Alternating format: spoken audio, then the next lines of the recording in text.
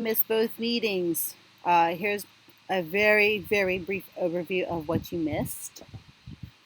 A couple of different things. One, I added this Did you make art assignment. This is totally optional. You do not have to submit any art. If you make art over our 2 week break between distance learning and regular school, and you want to show me, please feel free to do this. It's totally optional. Don't feel pressured.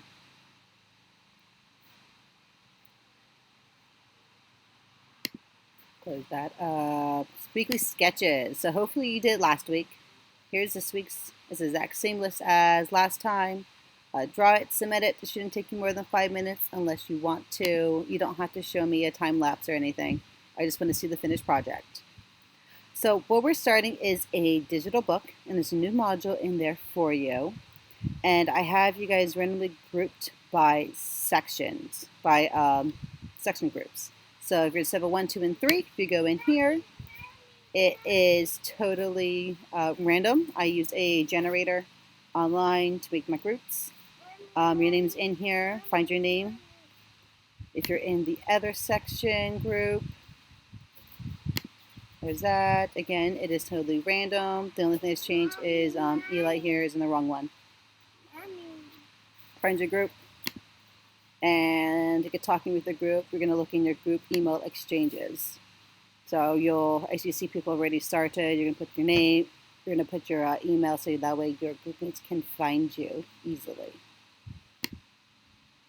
All right, directions. Here's directions and first worksheet. So read over this.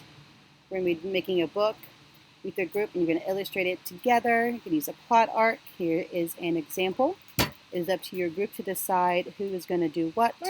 Everybody must have a job, and I'll show you in a second where you're going to assign and say which job you did. Here's an example of that plot. We have a guy here. He must still be in the castle. He hears something. He rushes. He fights a dragon. He wins. Da da da da. And then following action, in this case, he becomes king, and then he lives happily ever after. The end.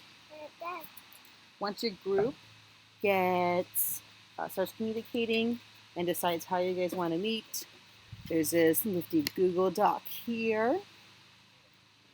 And you're going to fill out the blank one with your group mate. Hopefully somebody has already, shared this with you. Make a copy, share it with me. You're going to put your names, what you did. So in this example, I have my son Killian here. He helped me type the story, which really was just mashing buttons because he's 2.